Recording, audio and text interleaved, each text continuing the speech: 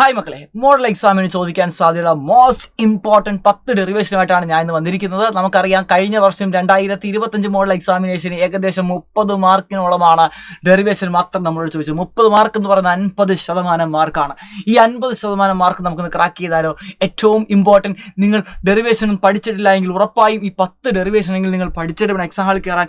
ഏറ്റവും ഇമ്പോർട്ടൻ്റ് ആയിട്ടുള്ള +2 ഫിസിക്സിലെ ഡെറിവേഷൻസ് ആണ് നമ്മൾ ഡീൽ ചെയ്യാൻ പോകുന്നത് വിത്ത് ഇമ്പോർട്ടൻറ്റ് സ്റ്റെപ്പുകൾ മാത്രമേ ഡീൽ ചെയ്യുന്നുള്ളൂ.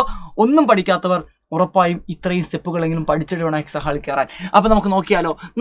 ഒന്നാമത്തെ ഡെറിവേഷൻ ഫസ്റ്റ് ചാപ്റ്ററായ ഇലക്ട്രിക് ചാർജസ് ആൻഡ് ഫീൽഡ് എന്നാണ്. ഒരു സ്പെറിക്കൽ സെൽ പ്രൊഡ്യൂസ് ചെയ്യുന്ന ഇലക്ട്രിക് ഫീൽഡ് ഇൻറ്റൻസിറ്റി. നമ്മുടെ കയ്യിൽ ഒരു സ്പെറിക്കൽ സെൽ ഉണ്ട്. ഇവിടെ നമ്മുടെ +Q എന്ന് പറയുന്ന ചാർജ് ഇരിപ്പുണ്ട്. അതിനെ ഒരു ഗോസസ് തിയറം അപ്ലൈ ചെയ്യാൻ പോകുന്നു. ഗോഷ്യൻ സർഫസ് നമ്മൾ കൺസിഡർ ചെയ്യുകയാണ്. ഗോസസ് തിയറം അപ്ലൈ ചെയ്യുക. ഇനി ഇവിടെ ഇന്റഗ്രൽ ds എന്ന് പറയുന്നത് 4πr² ആണ്. Q എന്ന് പറയുന്നത് സിഗ്മ ഇൻറ്റു ഏരിയ ആണ്. അപ്പോൾ സിഗ്മ ഇൻറ്റു 4πr² കിട്ടി. അറേഞ്ച് ചെയ്യുക. നമുക്ക് ഇക്വേഷൻ കിട്ടി. E=σ/ε0 r²/r² ആണ്. ഇതിനനുസരിച്ച് രണ്ടാം ചാപ്റ്ററിൽ ഏറ്റവും ഇമ്പോർട്ടൻ്റ് ആയിട്ട് പഠിച്ചിട്ട് പോകേണ്ടതാണ് പാരലൽ കോമ്പിനേഷനും സീരീസ് കോമ്പിനേഷനും. കോമ്പിനേഷൻ ഓഫ് കപ്പാസിറ്റർ രണ്ടാമത്തെ ഡെറിവേഷൻ നോക്കണം. സീരീസ് ആണെങ്കിൽ വോൾട്ടേജ് ഡിഫറൻറ്റ് ആയിരിക്കും. അപ്പോൾ V=V1 + V2 + V3 ആണ്. V=Q/C ആണ്. Q എല്ലായിടത്തും വെട്ടിക്കളയുക. അവസാനം ആൻസർ കിട്ടുന്നതായിരിക്കും. ഇതേപോലെ പാരലാണെങ്കിൽ അവിടെ ചാർജ് ആണ് different. Q1 Q2 Q3. Yes, Q=Q1 + Q2 + Q3 ആണ്. അവിടെ Q=CV രാമനാണ്. എല്ലായിടും വോൾട്ടേജ് സെയിം ആയതുകൊണ്ട് വെട്ടിക്കളയുക. അവസാനം കിട്ടി C=C1 + C2 + C3 എന്ന് കിട്ടുന്നതായിരിക്കും. അതിനുശേഷം വിസ്റ്റം ബ്രിഡ്ജ് ആണ്. വിസ്റ്റം ബ്രിഡ്ജിനകത്ത് ഈ ഫിഗർ എല്ലാവരും പഠിച്ചു വെക്കുക. 4 റെസിസ്റ്ററിനെ ഒരു സ്ക്വയറിൻ്റെ അല്ലെങ്കിൽ ഒരു ഡയമണ്ടിൻ്റെ 4 കോർണറിലായിട്ട് നിങ്ങൾ വെക്കുക. അതിനുശേഷം നിങ്ങൾ എന്താണ് ചെയ്യേണ്ടത്? ഇവിടെ ഒരു ഗാൽവനോമീറ്ററും ഒരു ബാറ്ററിയൊക്കെ ഫിറ്റ് ചെയ്യുക. എന്നിട്ട് നിങ്ങൾ ഈ ലൂപ്പിലും ക്രിച്ചോഫിൻ്റെ വോൾട്ടേജ് അപ്ലൈ ചെയ്യുക. ഓർക്കുക, ഗാൽവനോമീറ്റർ കറണ്ട് 0 ആയിട്ട് എടുക്കുക. അപ്പോൾ ഈ ലൂപ്പിനകത്തുള്ള വോൾട്ടേജ് നമുക്ക് 0 ആയിട്ട് എടുക്കാം. ഡയറക്റ്റ്ലി ഫസ്റ്റ് എടുക്കാം. അങ്ങനെ ഈ ലൂപ്പിൽ അപ്ലൈ ചെയ്യുമ്പോൾ നമുക്ക് കിട്ടുന്ന ഇക്വേഷനാണ് I1P = I2R എന്ന് പറഞ്ഞ ഇക്വേഷൻ. ഈ ലൂപ്പിൽ നമ്മൾ അപ്ലൈ ചെയ്യുമ്പോൾ കിട്ടുന്ന ഇക്വേഷനാണ് I3Q = I4S. രണ്ടും കൂടി ഡിവൈഡ് ചെയ്യുക. അപ്പോൾ നമുക്ക് കിട്ടും P/Q = R/S. അതിനുശേഷം നമ്മൾ മൂവിങ് ചാർജ് ആൻഡ് മാഗ്നറ്റിസം 4 മാർക്കിൻ്റെ ക്വസ്റ്റ്യൻ ആണ്. 4 മാർക്ക്. ഉറപ്പായും എക്സാമിന് കാണാൻ സാധ്യതയുള്ള ക്വസ്റ്റ്യൻ ആണ്. ഒരു സർക്കുലർ കോയിൽ അതിൻ്റെ ആക്സിസിൽ പ്രൊഡ്യൂസ് ചെയ്യുന്ന മാഗ്നറ്റിക് ഫീൽഡ് ഇൻറ്റൻസിറ്റി. ഒരു സർക്കുലർ കോയിൽ അതിൻ്റെ ആക്സിസിൽ പ്രൊഡ്യൂസ് ചെയ്യുന്ന മാഗ്നറ്റിക് ഫീൽഡ് ഇൻറ്റൻസിറ്റി ഉറപ്പായും എക്സാമിന് കാണാൻ സാധ്യതയുള്ള ഒരു ക്വസ്റ്റ്യൻ ആണ്. അപ്പോൾ അതെങ്ങനെയാണ് ചെയ്യുന്നത് എല്ലാവർക്കും അറിയാം. ഈ ഫിഗർ വരക്കണം. ഈ മുകളിലത്തെ DL ഉണ്ടാക്കുന്ന മാഗ്നറ്റിക് ഫീൽഡാണ് DB1. താഴത്തെ DL ഉണ്ടാക്കുന്ന മാഗ്നറ്റിക് ഫീൽഡാണ് DB2. DB1 2 കമ്പോണൻ്റ് റിസോൾവ് ചെയ്യുന്നു. DB2 2 കമ്പോണൻ്റ് റിസോൾവ് ചെയ്യുന്നു. DB1ഉം DB2 കോസ് ആൽഫയും വെട്ടിക്കളയാം. അവസാനത്തെ നെറ്റ് മാഗ്നറ്റിക് ഫീൽഡ് എന്ന് പറയുന്നത് ഇയാൾ തമ്മിൽ ഉണ്ടാക്കുന്ന മാഗ്നറ്റിക് ഫീൽഡാണ്. ഇത് രണ്ടുപേരുണ്ടാക്കുന്നതാണ്. അപ്പോൾ ഒരാൾ ഉണ്ടാക്കുന്ന മാഗ്നറ്റിക് ഫീൽഡ് എന്തായിരിക്കും? ഇവിടെ DB1 sin α ആണ്. ബോത്ത് സൈഡ് ഇൻറ്റഗ്രേറ്റ് ചെയ്യുക. ഇൻറ്റഗ്രൽ DL എന്ന് പറയുന്നത് 2πa² ആണ്. A എന്ന് വെച്ചാൽ റേഡിയസ് ഓഫ് ദി സർക്കുലർ കോയിലാണ്. ഇതിനെ നിങ്ങൾ റീഅറേഞ്ച് ചെയ്യുക. R-ൻ്റെ വാല്യൂ ഇട്ട് കൊടുക്കുക.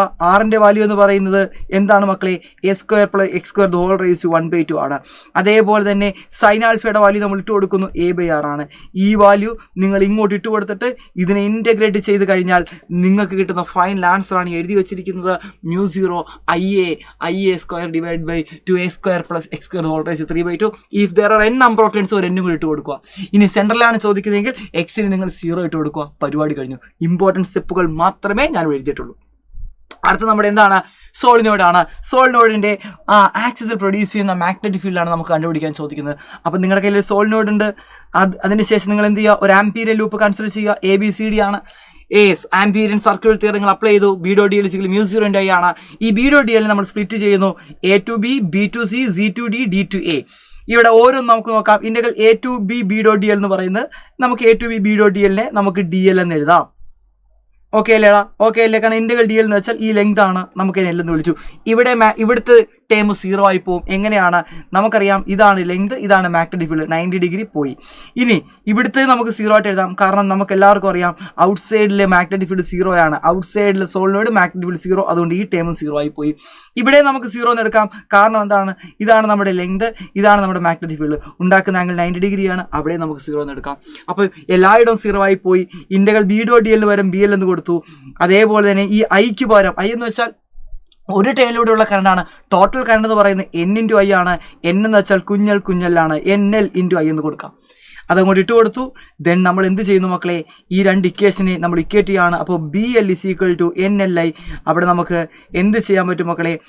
μ0 L അങ്ങ് വെട്ടിപ്പോയി. അപ്പോൾ എന്ത് കിട്ടി? B = μ0 എന്ന് കിട്ടി. വളരെ സിമ്പിൾ ആയിട്ടുള്ള 4 സ്റ്റെപ്പാണ് കാണുന്നത്. ഇനി ഇമോഷണൽ ഇ എം എഫ് ആണ്. ഒരു റെക്ടാങ്കുലർ കോയിലിനെ ഒരു റെക്ടാങ്കുലറിൻ്റെ ഒരു ആമിനെ നമുക്ക് ഒരു മാഗ്നറ്റിലൂടെ മൂവ് ചെയ്യാൻ പറ്റും. ഇത് മൂവ് ചെയ്യുന്നതിലൂടെ ഉണ്ടാകുന്ന ഇ എം എഫിനെയാണ് മോഷണൽ ഇ എം എഫ് എന്ന് പറയുന്നത്. ഇവിടുത്തെ ഇ എം എഫ് കണ്ടുപിടിക്കാൻ വേണ്ടി നമുക്ക് Faraday law of electromagnetic induction -d∅dt എടുക്കാം. ഓക്കെ അല്ലേടാ മക്കളെ. ഇനി ഫ്ലെക്സ് എന്ന് വെച്ചാൽ BA cos θ ആണ്. ഇനി എ എന്ന് വെച്ചാൽ ഏരിയ ആണ്. ഏരിയ എന്ന് വെച്ചാൽ ലെങ്ത് ഇൻറ്റു ബ്രെഡ്ത്ത് ആണ്. ഇവിടെ ലെങ്ത് L ആണ്, ബ്രെഡ്ത്ത് നമ്മൾ X എന്ന് വിളിച്ചു. അവിടെ തീറ്റ എന്ന് പറയുന്നത് 0 cos 0 ആയതുകൊണ്ട് 1 കൊടുക്കാം നമുക്ക്. ഇനി നമ്മൾ എന്താ ചെയ്യേണ്ടത്? എയ്ക്ക് നമ്മൾ LX ഇട്ട് കൊടുത്തു. എന്നിട്ട് X ആണ് മാറുന്നത്. Lനെ പുറത്താക്കി, Bനെ പുറത്താക്കി. dx/dt എന്ന് വെച്ചാൽ -v ആണ്. ഇതിട്ട് കൊടുത്താൽ E = BLB നമുക്ക് ആൻസർ കിട്ടുന്നതാണ്. ദെൻ നമ്മൾ അടുത്തതിലോട്ട് പോകുന്നു. AC ആണ് നമ്മുടെ ചാപ്റ്റർ. AC അല്ലെ, ഒരു ഇൻഡക്ടറിൽ നമ്മൾ AC വോൾട്ടേജ് അപ്ലൈ ചെയ്യുമ്പോൾ അവിടെ ഉണ്ടാകുന്ന കറണ്ടിൻ്റെ വോൾട്ടേജ് റിലേഷൻ നമ്മളോട് ചോദിക്കുന്നതാണ്. അപ്പോൾ എന്താണ് നമുക്കറിയാം, അവിടുത്തെ വോൾട്ടേജ് എന്ന് പറയുന്നത് ഇൻഡക്ടർ ആയതുകൊണ്ട് L × di/dt ആണ്. ഓക്കെ അല്ലേ മക്കളെ. ഇനി DI ഞാൻ ഇവിടുന്ന് DI കണ്ടുപിടിക്കുന്നു. DI എന്ന് പറയുന്നത് ഈ DTനെയും ഈ Lനെയും കൂടി ഡിവൈഡ് ചെയ്യുക. വോൾട്ടേജ് എന്ന് പറയുന്നത് നമുക്കറിയാം Vm sin ωt ആണ്. ഇനി ഇവിടെ നിന്ന് രണ്ട് സൈഡ് നിങ്ങൾ ഇൻറ്റഗ്രേറ്റ് ചെയ്യുക. രണ്ട് സൈഡ് നിങ്ങൾ ഇൻറ്റഗ്രേറ്റ് ചെയ്ത് കിട്ടുന്ന ആൻസർ ആണ് I = Im sin ωt minus എന്നാണ് π/2. ഇത് കീ പോയിന്റുകൾ മാത്രമേ ഉള്ളൂ, ഇമ്പോർട്ടൻറ്റ് സ്റ്റെപ്പുകൾ മാത്രമേ ഞാൻ ഇവിടെ തന്നിട്ടുള്ളൂ.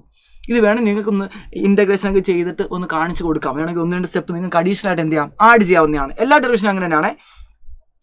ദെൻ ഏറ്റവും ഇമ്പോർട്ടൻറ്റ് ഡെറിവേഷൻ, ഏറ്റവും വലിയ ഡെറിവേഷനായ കർവ്ഡ് സർഫസ് ഫോർമുല ഇത്രയും സ്റ്റെപ്പിൽ ഞാനത് ഒതുക്കിയിരിക്കുകയാണ്.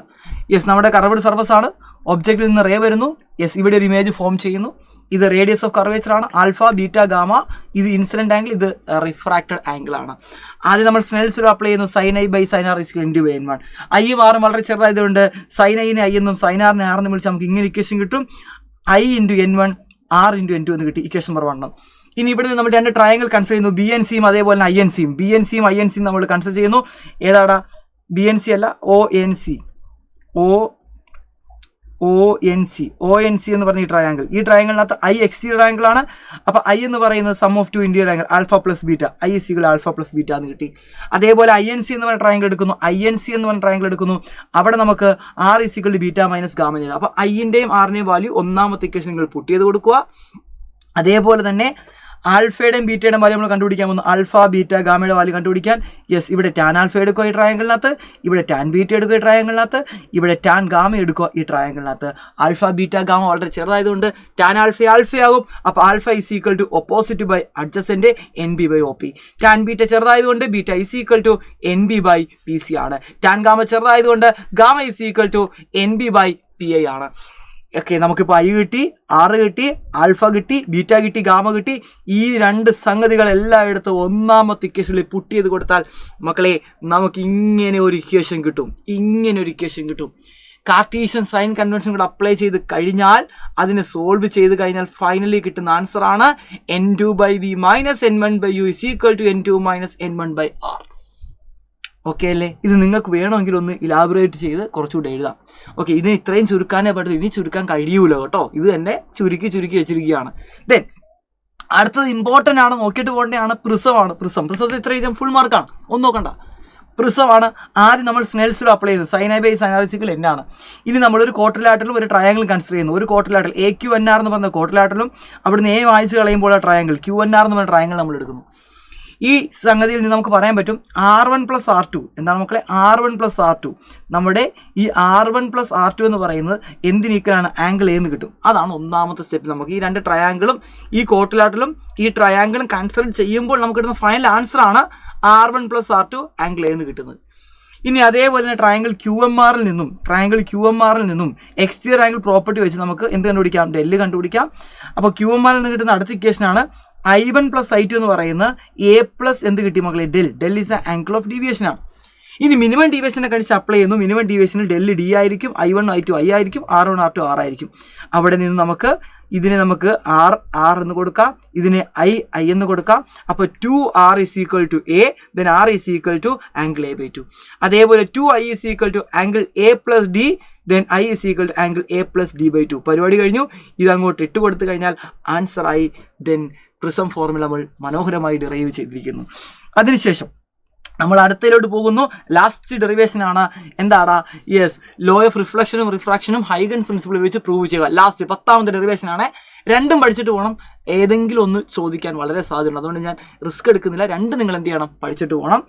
ഇവിടെ നിങ്ങൾക്കറിയാം ഈ ഒരു ഫിഗർ നിങ്ങൾ വരക്കാൻ പഠിക്കണം. ഈ ഒരു ഫിഗറിൽ നിന്നും നിങ്ങൾ എന്ത് ചെയ്യണം, ട്രയാങ്കിൾ എ ബി സിക്കെന്നും എ ഡി സിക്കെന്നും ഈ എ ബി സിയും എ ഡി സിയും നമ്മൾ ഈക്വൽ ആണെന്ന് പ്രൂവ് ചെയ്യാൻ പോകണം. അതായത് ബി സിയുടെ നീളവും എ ഡിയുടെ നീളവും സെയിം ആണ്.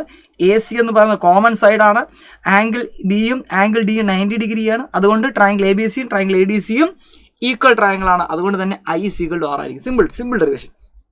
അതേപോലെ തന്നെ റിഫ്രാക്ഷനോട്ട് വന്നു കഴിഞ്ഞാൽ പ്ലെയിൻ വേവ് വരുന്നു, റിഫ്രാക്ട് ചെയ്ത് ഇങ്ങോട്ടേക്ക് വരികയാണ്. ഇവിടുത്തെ ഈ ബി സിയുടെ നീളം V1T, ഇവിടെ ബി സിയുടെ നീളം VT യും എ ഡിയുടെ നീളം VT ആണ്. സെയിം മീഡിയം ആയതുകൊണ്ടാണ്. ഇവിടെ ബി സിയുടെ നീളം V1T, ഇത് മറ്റൊരു മീഡിയം ആയതുകൊണ്ട് എ ഡിയുടെ നീളം V2T ആണ്. ഇവിടെയും നിങ്ങൾക്ക് ഐയും ആറും ഉണ്ട്. സൈൻ ഐയും സൈൻ ആറും കണ്ടുപിടിക്കുക. സൈൻ ഐ എന്ന് പറയുന്നത് V1T/AC ആണ്. സൈൻ ആർ എന്ന് പറയുന്നത് V2T/AC ആണ്. രണ്ടും കൂടി ഡിവൈഡ് ചെയ്യുമ്പോൾ AC കട്ട് ചെയ്ത് കളയാം. സൈൻ ഐ/സൈൻ ആർ V1/V2 കിട്ടുന്നു. V1/V2 എന്ന് പറയുന്നത് N2/N1 ആണ്. അങ്ങനെ നമുക്ക് സൈൻ ഐ/സൈൻ ആർ N2/N1 എന്ന് മനോഹരമായി കിട്ടുന്നു. അപ്പോൾ ഇമ്പോർട്ടൻ്റ് ആയിട്ടുള്ള 10 ഡെറിവേഷൻ മാത്രമാണ് ഞാനിവിടെ പറഞ്ഞിരിക്കുന്നത്. സമയം കിട്ടുവാണെങ്കിൽ നിങ്ങൾ ബാക്കിയുള്ള ഡെറിവേഷൻ കൂടെ എന്ത് ചെയ്യണം മക്കളെ, നോക്കിയിട്ട് പോകണം. ഒന്നും നോക്കിയില്ലെങ്കിൽ ഇതെങ്കിലും നോക്കിയിട്ട് പോകണം. അപ്പോൾ ഇതിന് ഡീറ്റെയിൽഡ് ആയിട്ടുള്ള സൊല്യൂഷൻ വേണമെങ്കിൽ നമ്മുടെ ലൈവിൽ വന്നാൽ മതി. അപ്പോൾ എല്ലാവർക്കും ഗുഡ് ബൈ, സുലാൻ.